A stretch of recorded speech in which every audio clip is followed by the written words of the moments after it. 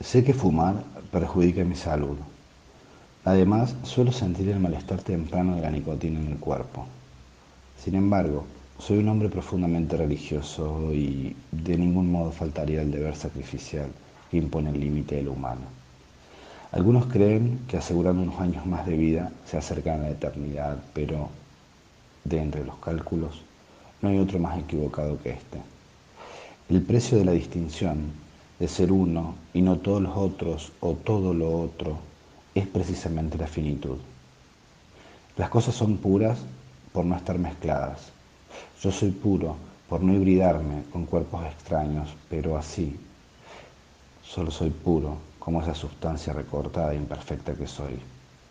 Soy puro porque carezco de cosas, porque no soy todo a la vez, porque me falta todo lo demás. Al no contaminarme, tengo la pureza de lo pobre. Así, cuanto menos tengo, más puro soy. Sin ropa, ni alimento, ni amigos, ni sexo, ni aparatos electrónicos, ni vacunas ni bacterias, soy más puro. Qué idea tan estúpida de la pureza. ¿No es más bien que soy impuro por ser blanco, por medir 1,75 m, por estar aquí, por ser hombre, por hablar mi idioma, por levantarme todos los días a las 8 de la mañana, por ser cocinero? ¿No será que he perdido la pureza de ser lo indescriptible, lo indefinido, lo indeterminado, lo que no siendo adjetivable se manifiesta en todo tipo de color, de oficio, de época, de lengua? ¿Cómo vamos a ser puros por ser parciales? Pensar que la eternidad se alcanza, posponiendo la descomposición, difiriendo la hora de disolverse, el momento en que mis cenizas vuelvan a la fuente de la vida, a la armonía de la eternidad de la naturaleza, es una vulgaridad que prefiero evitar. Solo los rituales sagrados permiten al hombre tocar la eternidad en un instante. No me interesa demasiado insistir en la pureza de mi mismidad no mezclándome.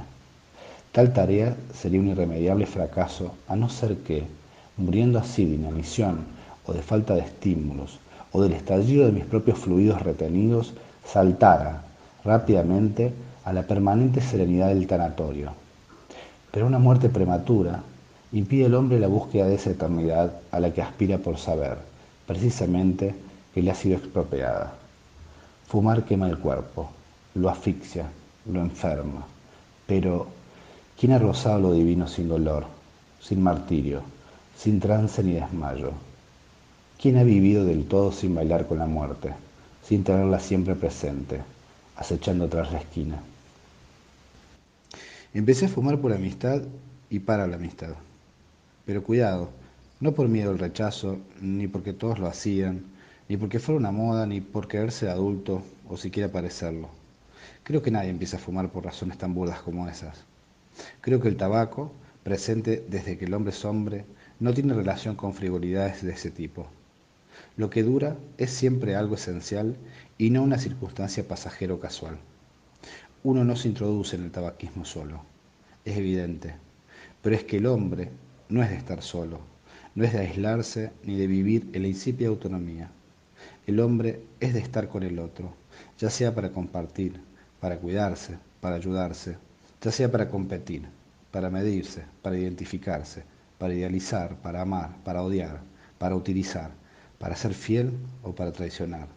Para traicionar hay que haber sido fiel. La edad de iniciación al tabaco es la edad de iniciación en la comunidad, y la primera experiencia de la comunidad es muy íntima. Se hace en la más absoluta proximidad, en el cuerpo a cuerpo. No empezamos a ser personas hasta que no sentimos como propios los deseos del otro, hasta que no ansiamos el deseo del otro, hasta que no deseamos, así, al otro.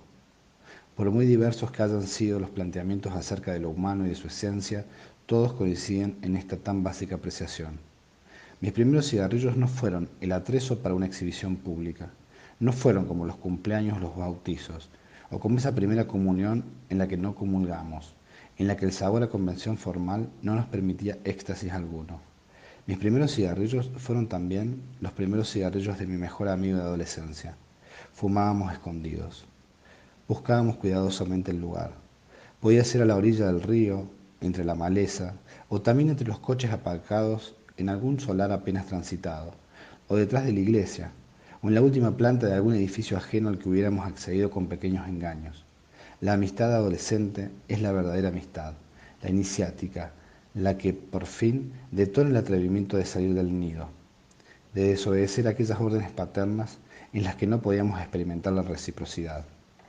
El pacto, en la que no podíamos ser los creadores de un nuevo código, en las que de ningún modo seríamos constituyentes, ni inventores, ni cómplices. Por eso todo ocurría así.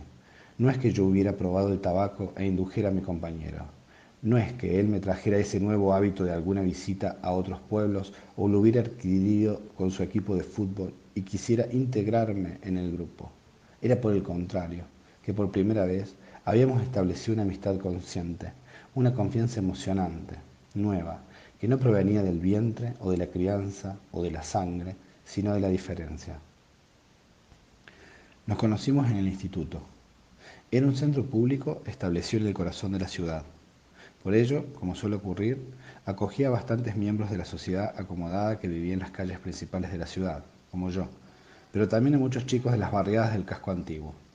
En aquellos años, las ciudades aún no habían sido recortadas por los modernos planes urbanísticos que, con la excusa de sanear las viviendas y colocar raquíticas zonas verdes para dignificar la ciudad y traernos el progreso a la misma médula de nuestras vidas, desplazaron la pobreza fuera de nuestra vista, poniendo ricos bohemios donde antes había simplemente gente real.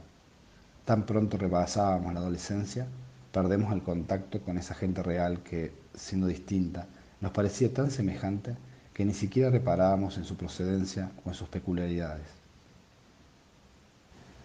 De niños somos todos iguales, porque estamos todavía en los márgenes de la ley. Por ser niños y no adultos, nuestras creencias o preferencias no se tienen en cuenta. Nos está prohibido acceder al poder y emprender proyectos propios. Estamos unidos por el placer de burlar esos patrones que amenazan con captarnos para siempre, sin retorno posible. Cuando uno es mayor, se hace fanático de la palabra educación. La educación parece la panacea. Ser educado, tener valores, vivir según principios, lograrse buen ciudadano, respetar las normas, a cambio de la falsa promesa de llegar a dictarlas algún día.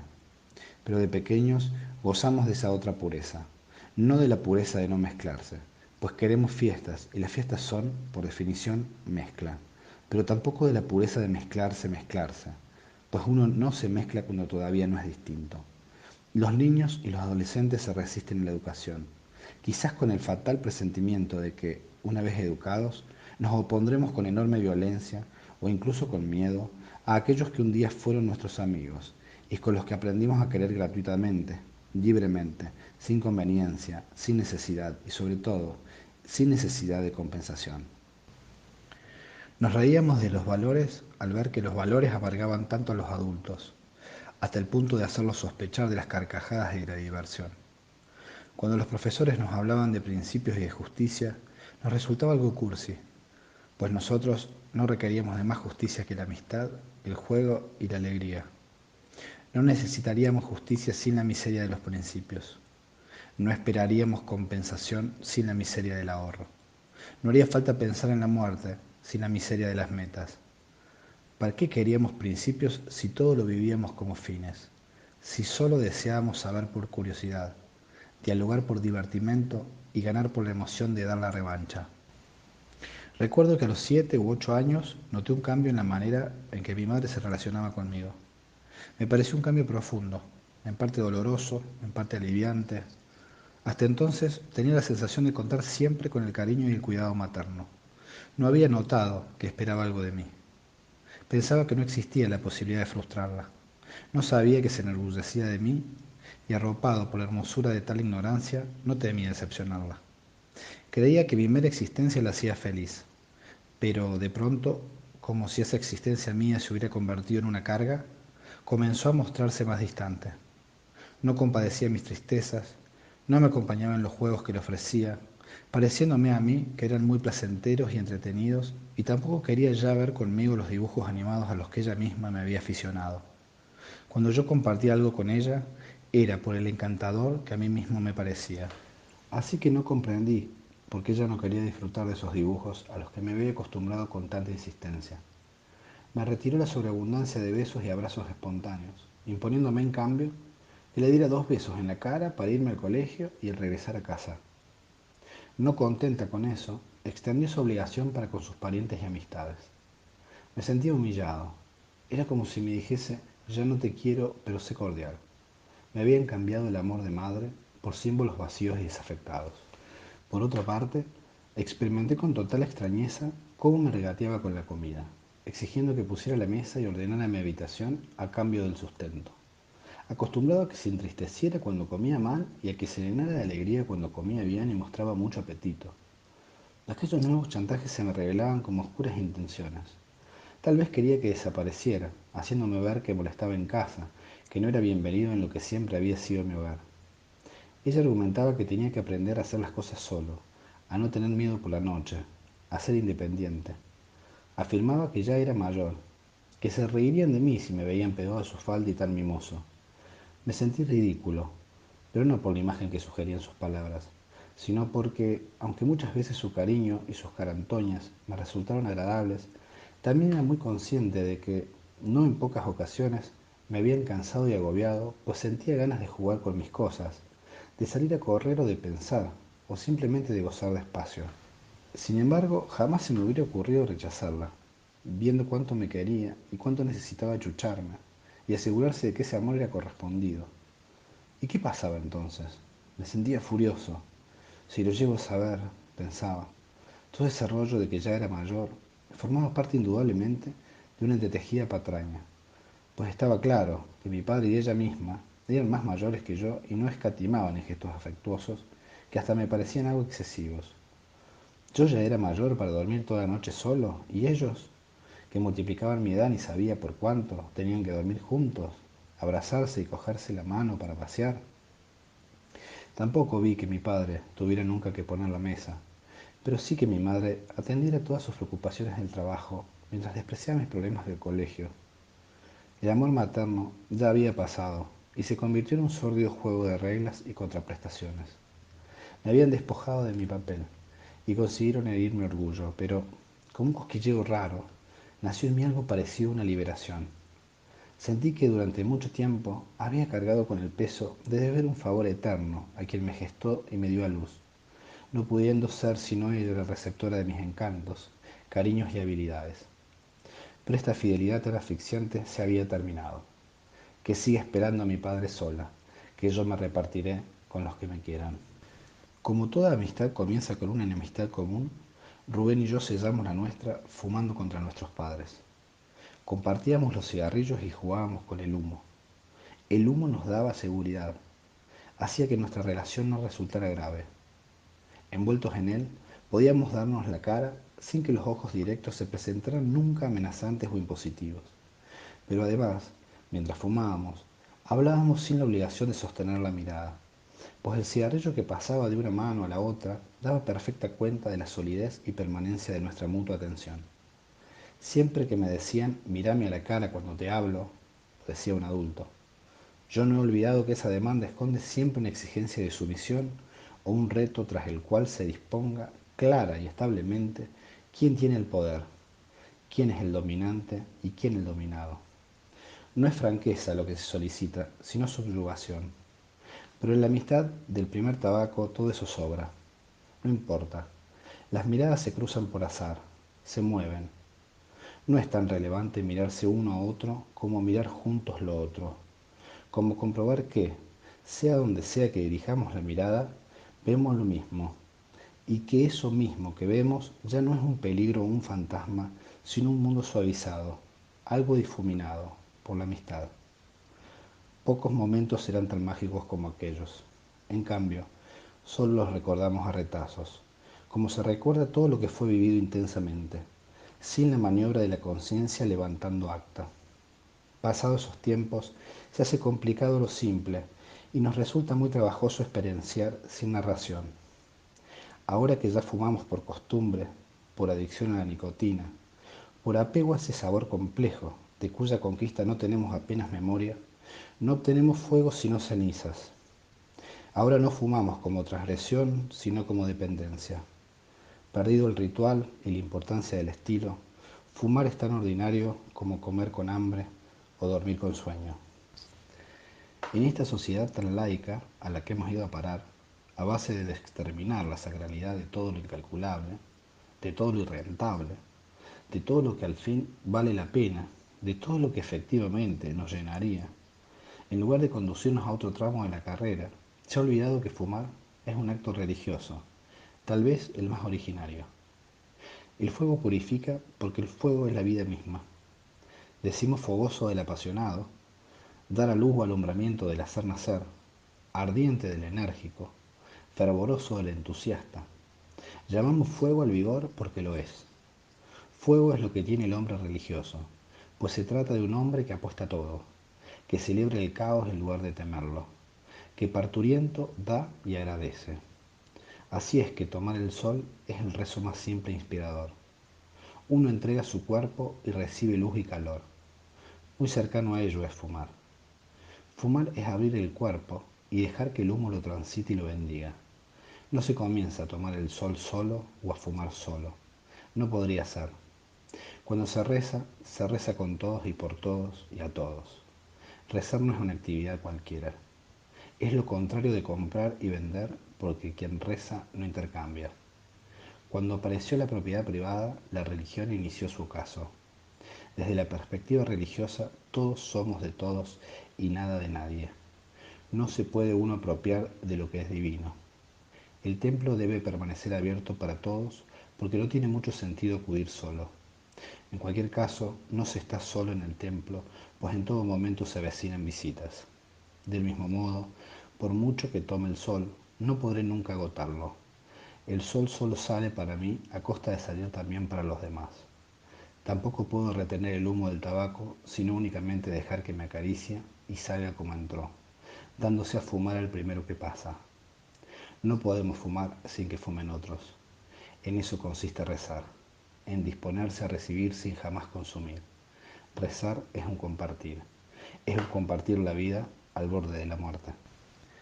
No se empieza a fumar sin más, se aprende a fumar. Supone un auténtico viaje iniciático.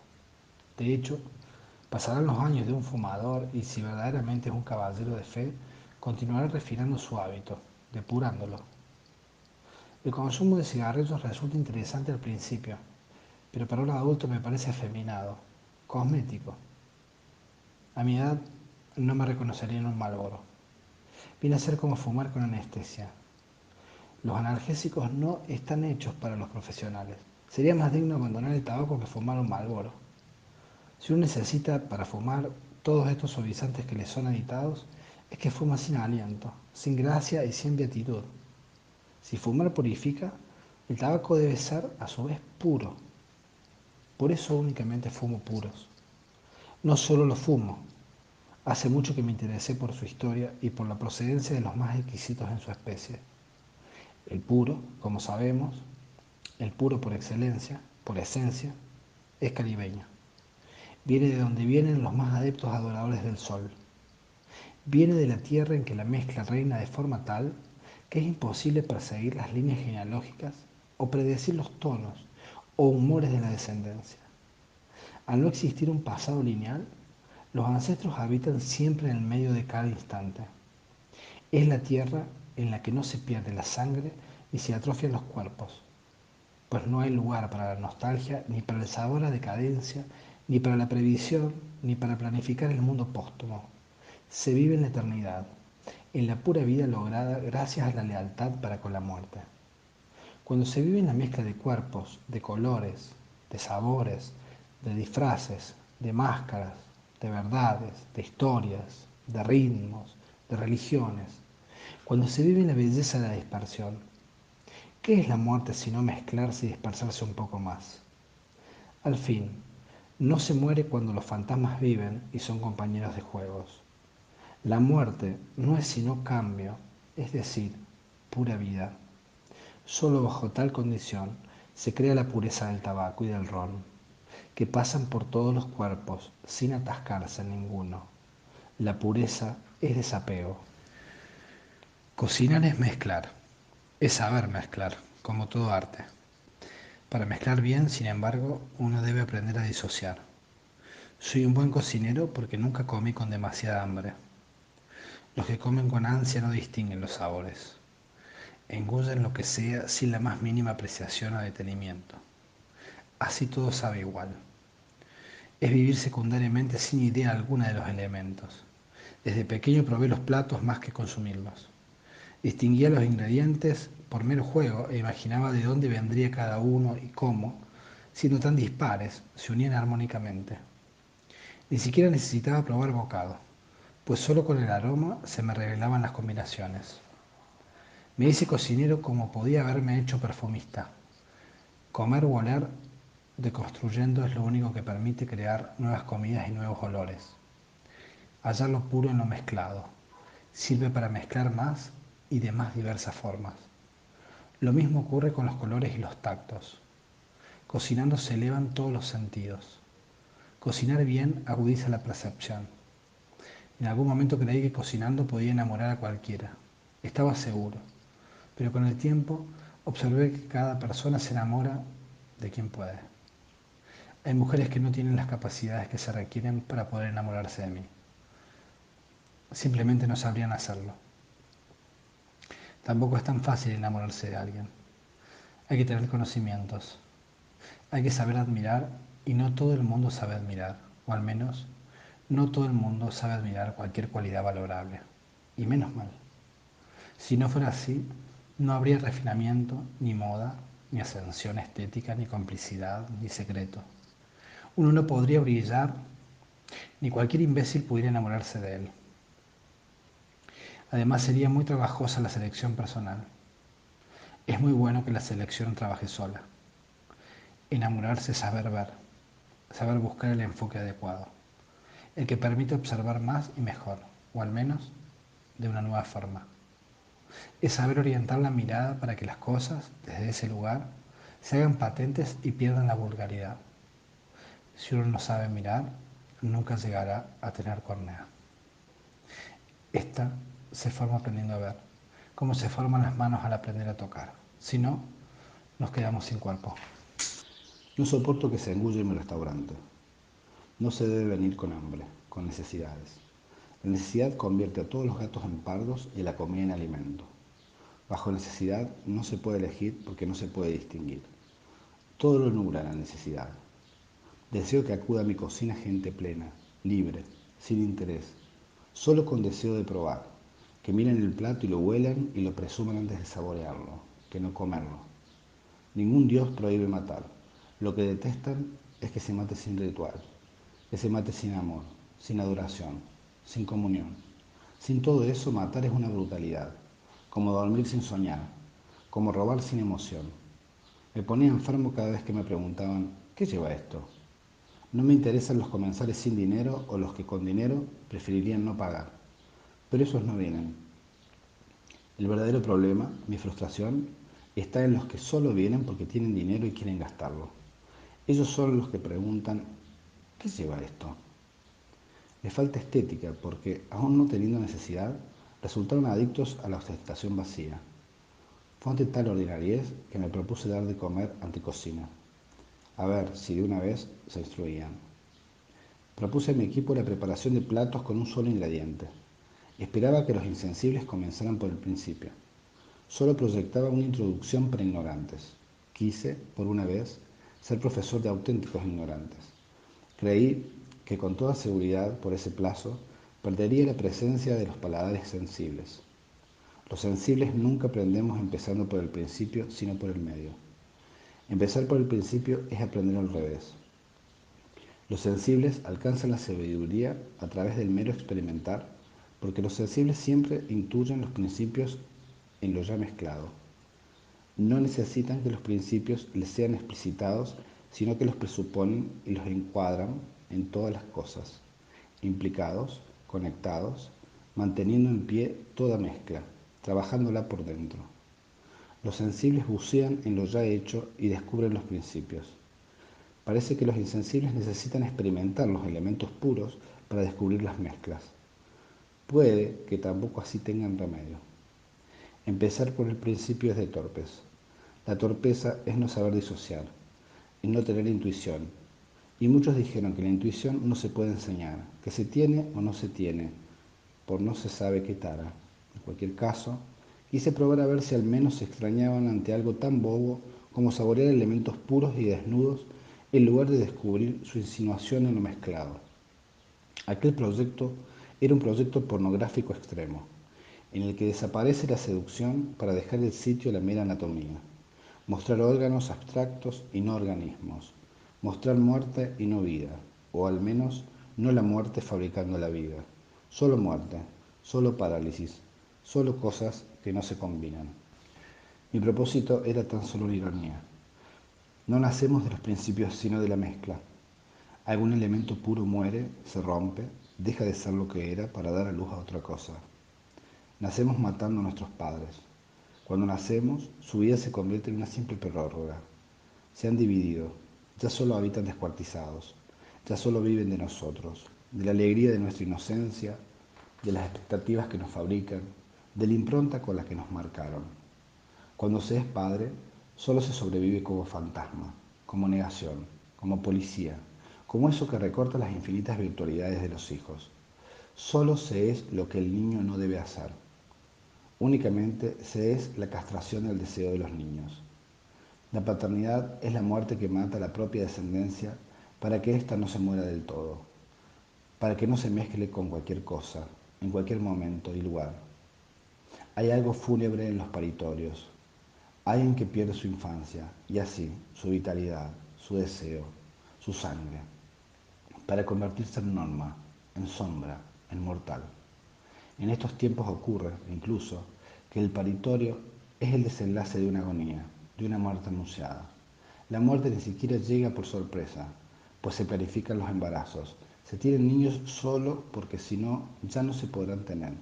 Y sabiéndose ya, con ese pie en la tumba, se suicidan los padres embarazándose y se suicidan, como todos los suicidas, para intentar ganarle la carrera a la muerte. Pues bien, comed muerte pura si no sabéis vivir en el medio, pensé. Sin sal, salvo que queráis un plato de sal, sin aceite, salvo que queráis un vaso de aceite. Sea, sea vuestra voluntad de diseccionar. Si no os atrevéis a buscar la luz en el medio del caos, si tenéis miedo a las mezclas porque no sabéis caminar entre ellas, porque solo sois capaces de evitar la brutalidad con principios y con líneas rectas, ahí tenéis la pureza de la pura muerte. Y si aún comiendo naranja cocida con naranja exprimida, plátano asado con rodajas de plátano fresco o granizados de agua, no captáis la esencia, pues tendré que ofreceros solo naranjas, o solo plátanos, o solo agua. Y si todavía es insuficientemente puro para vuestra impotencia disociativa, llenaré vuestras bocas con nitrógeno de primero, plata de segundo, carbono de postre, y os envenenaréis de tanta pureza atrofiada. Nadie se envenenó finalmente porque ante mi estupor, la cocina de ingrediente único resultó ser un gran éxito comercial. Así comprobé que había algo más fuerte que la mezquindad del fundamentalismo y del miedo a mezclarse. Parece ser que el esnovismo constituye una impecable profilaxis ante la amenaza de la muerte más pura, ante la pureza extrema. Fácilmente puede verse cómo la gente demasiado pegada a sus modales inventa, para no enfrentarse a la guerra por imponerlos, el pobre y vacío cosmopolitismo. Se hacen turistas para no morir matando. En este falso mezclarse admiten, por intervalos breves y acotados, la existencia de otros modos, para volver enseguida a refugiarse en los suyos propios, sin que su identidad perezca en confusión alguna. Lo otro ya no es amenazante, ya solo es primario, atrasado y graciosamente extravagante. Étnico, se dice. Estoy casi convencido de que existe un alma de artista y que la mía es parte de ella. En la infinidad de cosas que aparecen, desaparecen, se transmutan, se complican, se simplifican, etc. El alma artística tiene un potencial grande para ver lo básico en las redes y entramados que nos rodean, trocearlo y componerlo de nuevo, volviendo a empezar.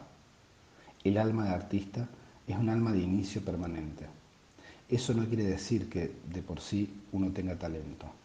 Desde esta imagen tan provisional del mundo, tan apocalíptica y naciente, podemos brillar o no. Podemos arrastrar con un liderazgo invisible, es decir, conectar con los demás o no. Pero tengo la rotunda sensación de que el artista es el que mezcla y separa lo que sea, y de que si no se hubiera fijado en lo comestible, hubiera hecho exactamente lo mismo con los colores o con los olores. Que sea lo que al final acabamos mezclando y troceando es casi una cuestión de azar. Ahora bien, entiendo que el cine desplazó al mero tiempo, al mero movimiento y a la mera imagen y así fue capaz de mezclar. Más allá de los sonidos y silencios, y más allá de oscuros y colores, y más allá de movimientos y parálisis, la propia música, la pintura, la fotografía y la danza en un caos y en un orden mayores. En cambio, el cine ya resplandeció tanto que se encuentra en su meseta. Me gusta, pero no aprendí esa técnica, ni la examiné demasiado, sino que procuré deleitarme en la recepción y en el dejarme llevar por el producto que los directores me proponen. La cocina es más nueva aún, como más nuevo es todo lo que tiene mayor antigüedad. Se alcanza el arte cada vez que, lo tantas veces hecho por necesidad, se desprende cobrando una autonomía, una ligereza que ya no está sujeta y delimitada por los brutos intereses. Entonces se eleva a los cielos, conmoviendo precisamente nuestras cavernas y así deslocalizando nuestros sentidos para orientarlos a la pura gratuidad de los haceres. La cocina es el futuro. No se mezcla solo un color con otro, por ejemplo, sino un color con un sabor, un aroma con un humor e incluso el exterior del mundo con nuestras propias entrañas. Cuando paladeamos y tragamos, nuestro cuerpo queda invadido y por ello desposeído. Recibir el arte gastronómico es disponerse como nunca a perder la identidad. Nuestros cuerpos son los artistas más inconscientes en ese momento. Mastican, saborean, tragan lo que era totalmente ajeno. Lo despiezan física y químicamente. Lo vierten en la propia sangre que ya es, entonces, otra, tal y como observamos en una diálisis. Pero además expulsamos la parte tangible de lo ingerido en forma de fluidos aparentemente homogéneos que tienen un enorme potencial energético para abonar, para producir luz y calor y para un millar de cosas más. Aquello de comer nitrógeno, aparte de ridículo, sería una redundancia, pues ya nuestras vísceras saben inconscientemente elementizar y sacar la esencia de entre los compuestos. Nuestro aparato digestivo descompone, y descompone sin que nadie lo aprecie como se aprecia, en cambio, el arte psicomotriz. La cocina no llega tan dentro que su sensualidad solo es seguida de cerca por el sexo. En la cocina, como en el sexo, lo mismo es matar que hacer el amor.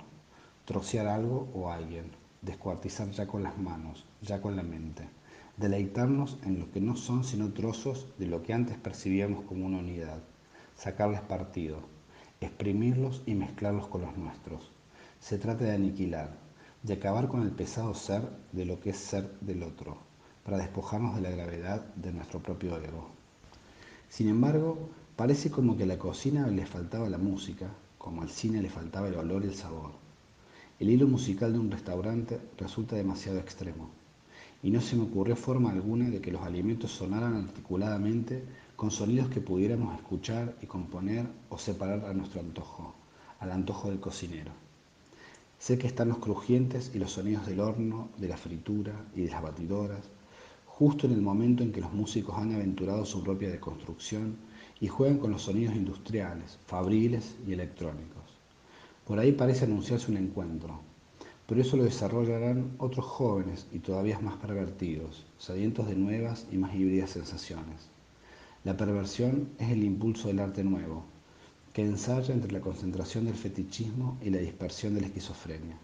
Solo falta que un gran paranoico instaure un orden inédito en todo ello y haga surgir nuevos símbolos, nuevos dioses que nos permitan rezar con desconocidas oraciones, que hagan del sacrificio, la sangre y la resurrección otro discurso inspirador a partir de la decadencia más extrema. Entonces podremos, por fin, comentar religiosamente, tomando el alimento solo a condición de que todos quedan comulgados en el pasear aleatorio del mismo por uno y otros. Siempre se ha forzado el acto de comer para acelerar el ritual comunitario. En cambio, aún no hemos encontrado la manera de comer, en verdad, conjuntamente. Repartir no es lo mismo que comulgar. Repartir sigue siendo un modo de la propiedad y no de la desposesión, propia del arte y de la religión. Tantos ascos y pudores hemos desbancado gracias al deseo y en cambio nuestro atrevimiento no ha alcanzado todavía a compartir el alimento. Mientras esto no ocurra, existirán inevitablemente los muertos de hambre.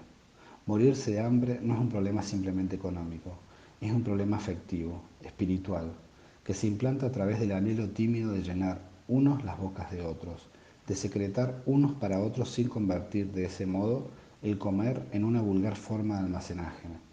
Nos besamos tan puritanamente, tan vacíamente, que olvidamos que la saliva es un jugo gástrico que no tiene sentido sin la transmisión de sustancia alimenticia.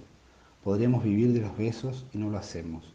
Es por eso, creo yo, que los besos nunca nos colman, y es por eso diría también que no dejamos de buscar en ellos la lactancia, el beso nutricio del pecho materno. A todos nos preguntaron alguna vez por nuestro animal preferido, por el animal que llevamos dentro. Los niños, igual que los hombres ancestrales, sienten una especial fascinación por las aves. Soñamos en la infancia que volamos, mientras que de adultos, esa ilusión onírica se va espaciando cada vez más, hasta casi hundirse en el olvido. Pero es un pájaro, lo que en cualquier caso ansiamos ser, porque nuestra religiosidad así nos impone la aspiración de libertad y elevación del ser que quiere conquistar los cielos sin más apartaje que su propio cuerpo. Solo el vuelo nos procura una real conciencia de la tierra y de la gravedad con la que la tierra nos atrapa haciéndonos patriotas. Las aves aman tanto su territorio que emprenden largos viajes para experimentar, cada estación o cada año, la abismática sensación del regreso, en el que se regala la tierra como si nunca lo hubieran poseído, como si pudieran reinventarla en cada ciclo y como si los acogiera en sus brazos por primera vez. Es tenebroso, por cotidiano en exceso, el amor sin desapego, pues nos quita la ilusión y la sobrecogedora emoción de caer en los brazos del ser querido. Hay que irse a la aventura para saber respirar el aire de lo familiar. Sin duda, la odisea es el camino del amante. No solo regurgitan la comida las aves para sus crías, sino que en cada encuentro erótico culminan con ese intercambio de granos medio digeridos, sin los que la donación del cuerpo es parcial e inconclusa. Nunca, en la amistad de los primeros cigarrillos, ni en la depuración estética de la fumata del puro, falta el pasar peregrino de los pájaros, que revolotean sin hacer demasiado ruido y cantando la música más bella de la tierra, de nuestra tierra, la música celestial que da abrigo a la tierra, que la hace tierra. Nunca faltan los pájaros trayéndonos el recuerdo del sol y del mar, acompañando el arrullo de las olas, haciendo que la muerte sea no solo aceptada, sino querida, pues no imaginamos mayor felicidad que la de disolvernos en el horizonte y poder estar allí donde se confunde el azul del océano y del cielo. En esa línea, la mezcla ya no es violenta ni dolorosa, y ya no hay que abandonar para reconquistar ni poseer para ser. Los pájaros saben del horizonte, vienen de allí, saben lo que es el tiempo y el espacio. De estudiante quedé marcado por la lectura que escuché un mediodía de otoño, mientras miraba por la ventana del aula hacia el río corriendo ya en búsqueda de la gelidez, en el marco de los colores cálidos del descenso. No sé por qué comenzamos el curso en el descenso, si no es para esforzarnos contra el destino. O puede que estudiar no sea, como la tradición dice, una elevación sino un retiro, algo que hacer cuando no se puede vivir sino desnaturalizado, enjaulado. Tal vez el hombre llegó a instaurar como canon de vida lo que solo era una tarea ocupacional, una forma de hibernar. La primavera y el otoño son estaciones procesuales, auge y caída. El verano y el invierno, en cambio, no son un movimiento sino todo y nada. En otoño no habría que comenzar ninguna cosa sino hacer repaso, confesarse, ajustar las cuentas, valorar cómo hemos dejado el mundo a nuestro paso, extraer la razón por la que hemos merecido la pena. Tal vez, incluso, cabrían pequeñas reparaciones, pero básicamente las cartas están echadas y podemos ir reconciliándonos con nuestra condena o nuestra salvación. Por eso es que el otoño nos hace nostálgicos. Notamos que nos estamos despidiendo y en el fondo, sabiendo que nada de lo que entonces nos sorprenda durará mucho tiempo. Preferimos ensimismarnos y tomar las clases como quien oye una voz familiar que se va alejando y que ya se está convirtiendo en borroso recuerdo. Aquel mediodía, la cantinera del profesor se detuvo por un momento y me sacó suavemente del ensueño. Estaba leyendo un texto que hacía referencia a las grullas, a sus viajes. Las grullas conocían la esferidad de la tierra desde siempre, mucho antes que nosotros, y la habían sobrevolado.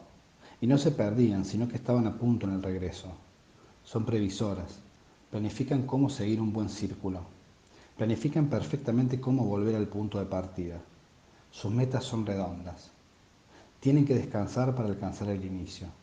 Las aves tienen buena vista, pero desde las alturas, las grullas arrojan pequeños guijarros recolectados en la última parada para, con ello, atisbar la distancia que los aleja de la superficie y reconocer, en el tintineo de la caída, si están sobrevolando agua o tierra firme.